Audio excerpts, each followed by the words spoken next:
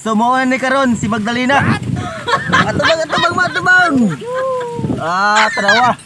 Mag-harvest sa pumigotro. So, paningkamot lang Magdalena.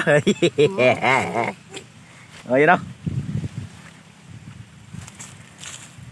So, ang uban na mga ka-idol. You know? Ito na yung tubangon. Uy, ito bang rin ma? Ba't yan yung... Uy! Diba? Saan naman niyo eh? Diba? Hindi ko ito bagay.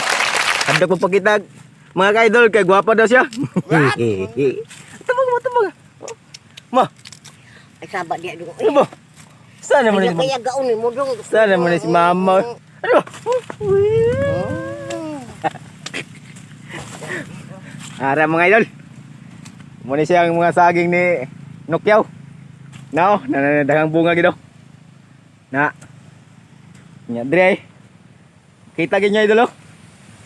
Sa basta maning kamot ka lang makakwarta ka gid. Pero ay lang panugal. Na usa, duha, tulo. To. Pakita ko sa inyo ha. Ora, mo na mga bunga sa saging nga gipantanom ni Nokyaw re. Kung kumukawag kag saging, buhay na ka. So ni siya. Muna pandaan ni mo. Kini idol, og dinay siya madaka ron.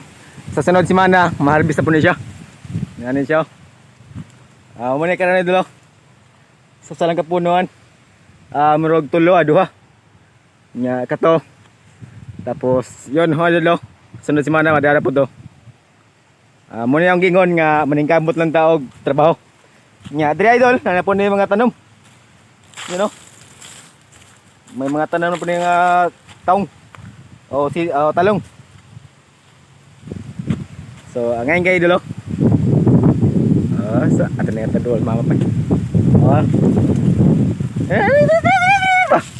Yaga-yaga ulit mo dong. Uy, ulong na dong. Mga idol. Guwapo kayo. Uli mo. Diba? Guwapo kayo, no? Yan mo na idol. Sa drill ng area idol, amo po na siya nga doon sa unahan. Dito sa Pikas idol. Masig na yung mga guwangan to, mga matanaw na to. Mahatbis po siya kapil. Amo na karon.